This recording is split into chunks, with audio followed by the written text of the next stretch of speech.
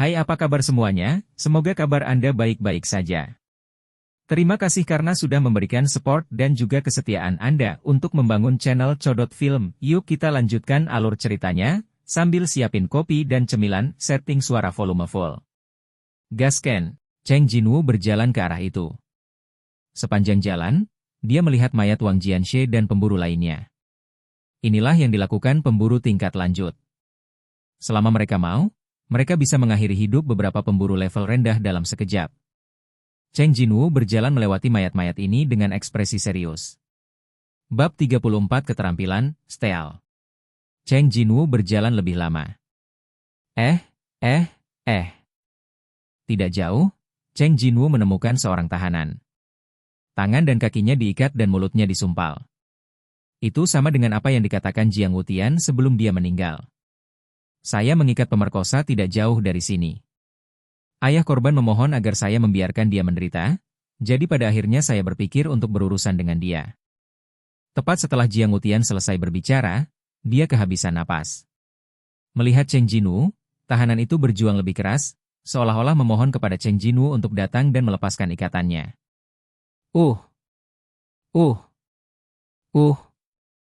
Cheng Xiaoyu melihat lebih dekat dan menemukan bahwa pria itulah yang mengedipkan mata pada Xiaoxi.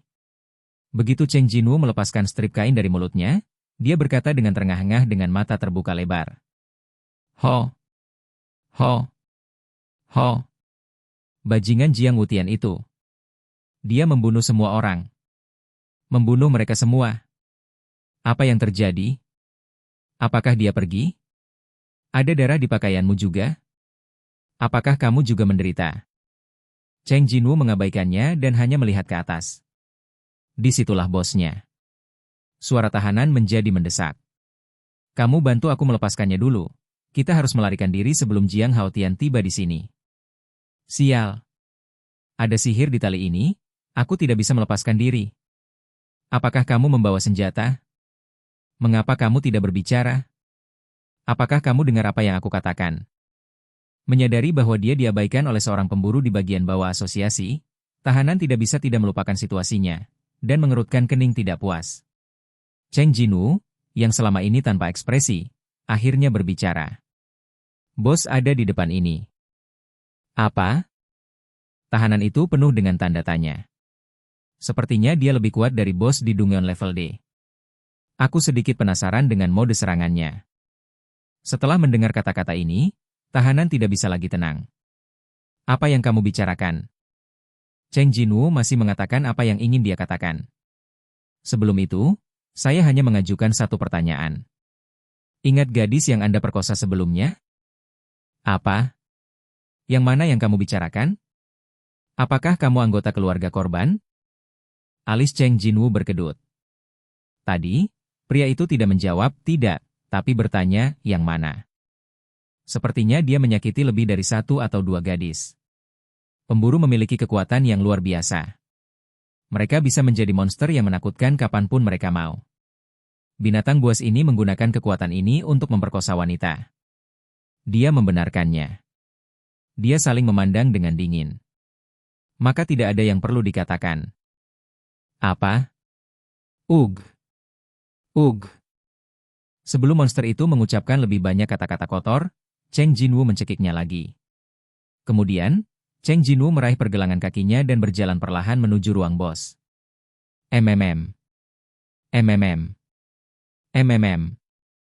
Tahanan itu berjuang mati-matian. Matanya yang melebar tiba-tiba memerah. Cheng Jinwoo mengabaikan perjuangan tahanan yang sekarat dan menyeretnya ke kamar bos.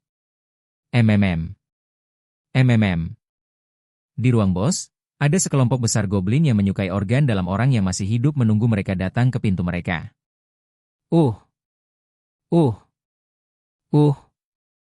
Tahanan itu akhirnya menyadari apa yang direncanakan Seong Jinwoo. Melihat sekelompok goblin, dia menggelengkan kepalanya dengan panik, bagian tengah celana penjara birunya berangsur-angsur basah oleh cairan kuning. Hu-1.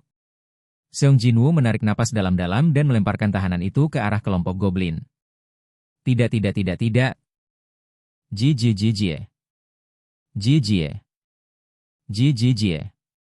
Begitu dia mencium nafas segar mangsanya, goblin itu langsung menerkamnya, dengan cemas merobek perut mangsanya. Wuhu! Uh!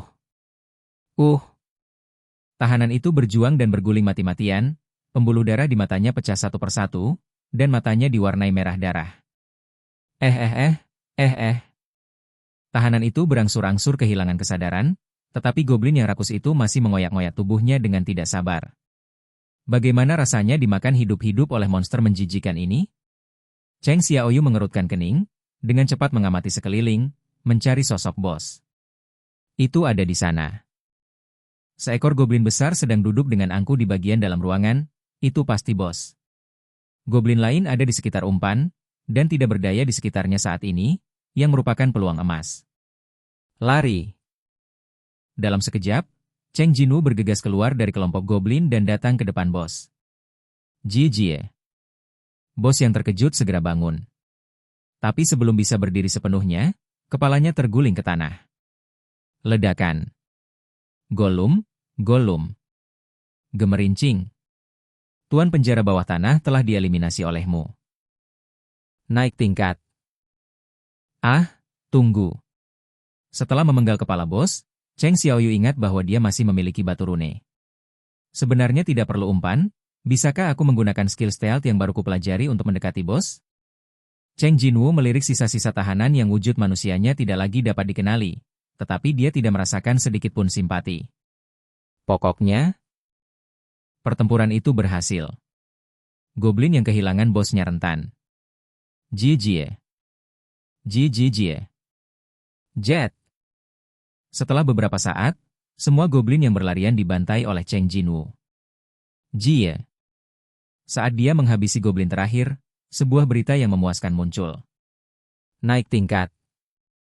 Dinaikkan lagi? Hasil tak terduga ini membuat Cheng Jinwu merasa lebih baik lagi. Seong Jinwu menyeka darah di taring Kasaka, dan memasukkannya ke dalam ransel bersama dengan tongkat ajaib yang diperoleh dari goblin. Kemudian dia membuka jendela status. Gemerincing. Nama, Cheng Xiaoyu. Level, 27. Pekerjaan, tidak ada.